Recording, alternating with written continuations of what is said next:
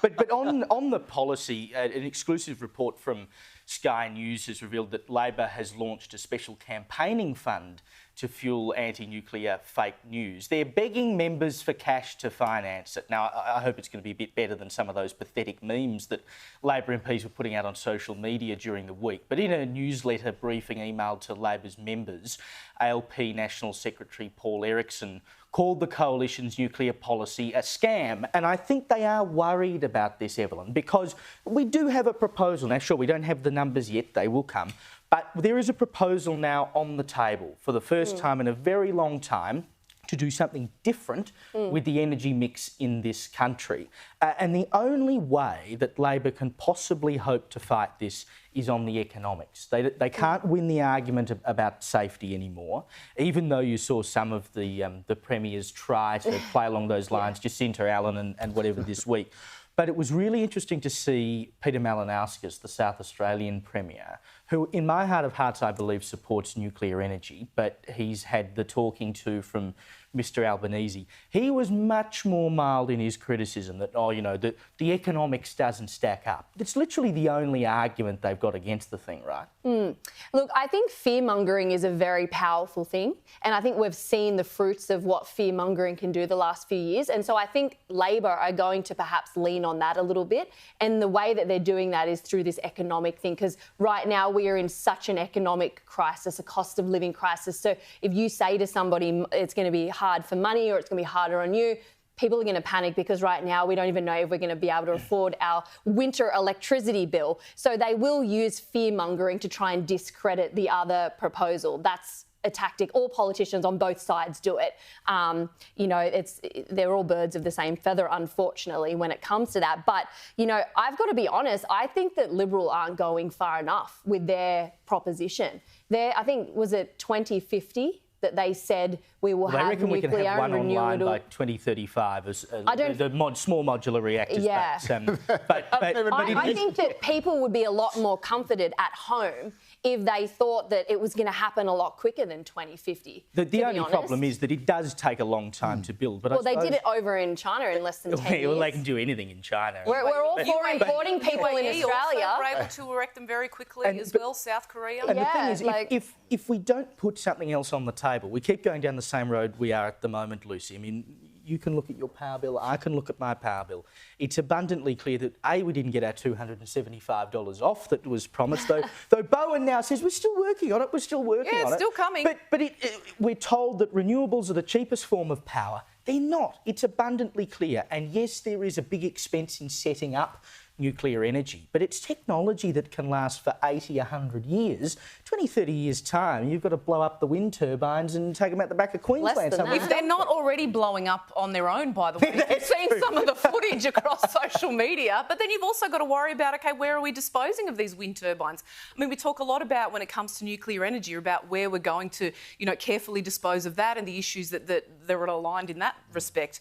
But ultimately, for me, I mean, you look at the top-performing economic countries around the world who have all endorsed nuclear energy. You've got the USA, for example, who've got 90 reactors who are all very supportive of it. They have bipartisan support, which is very crucial to a success. The biggest concern for me when I look at this, and I'm very supportive of Dutton's announcement as well, by the way, I think it is the way forward. In fact, I think we're a little bit too far behind in this announcement. But, what's going to happen if the Liberals do get this up and then in another term beyond that, we then get a Labor government in power again? Are they just going to dismantle the whole thing? It'll be like the wall. It'll be like Trump's wall. He started it and then Biden pulled it down. Exactly. So that's the problem. The Labor Party doesn't have an argument for two reasons. The first is Lucas Heights. Been there 66 years. No three-eyed fish. I grew up there. No three-eyed fish. Hey, I grew up next to the reactor. After 60 Evelyn, I thought there was something a bit I knew I was setting myself up. I went on school excursions there. They've got That's how I became right-wing.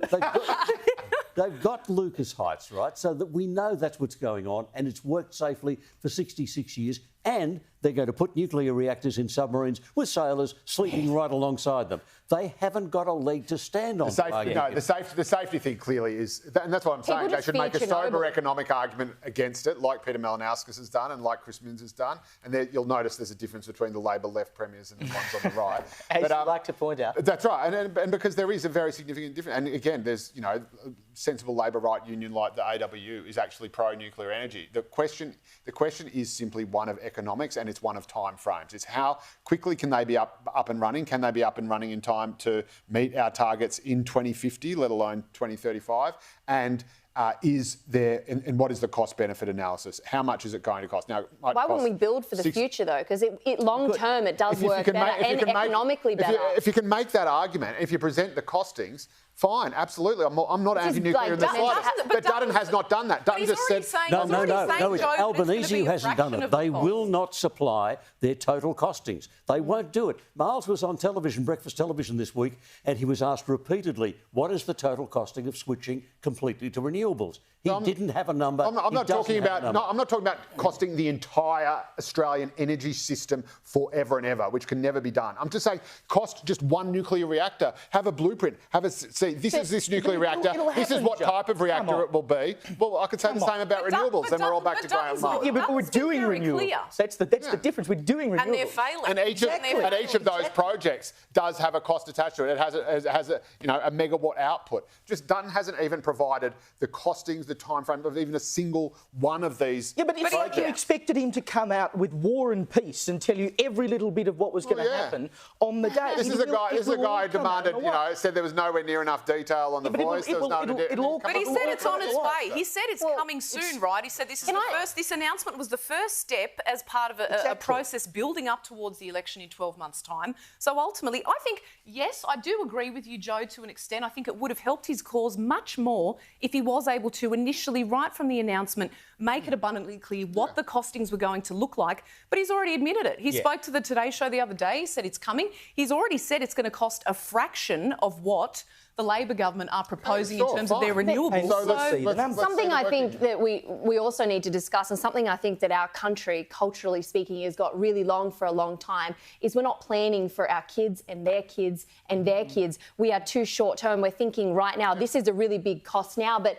I think that the problem is, and this is a great analogy, we plant the orange trees now and we might not be able to enjoy the fruit, but our kids are going to be able to make orange juice from the oranges that grow from those trees. And I think we need to, especially with policy, especially with these energy things, we need to be thinking more long term. How are we going to protect our kids and their kids from having to suffer the crisis that we're currently in? And I think that if we approached it with that, I think people would be a lot more willing to perhaps foresee differences in cost and expenditure, especially if in long term nuclear was going to be better for our kids. Well, and the Labor Party aren't even allowing for the debate, though. This is the biggest issue that I have. We weren't allowed to talk about nuclear. We can't have a mature and sensible discussion around it. A bomb that could explode on the Labor Party, because the real total costs, by the time you put in 28,000 kilometres of transmission lines, they're talking about.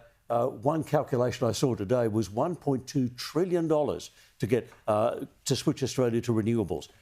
And the maximum for the 7 nuclear reactor sites decided so far is about $600 million.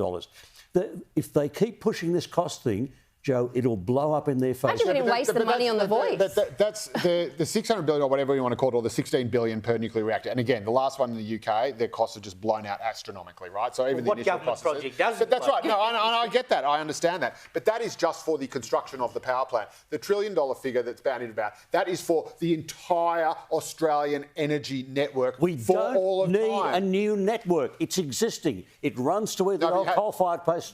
We just plug it in and turn on the power. There's not enough capacity in the existing network, Hal. Everybody knows.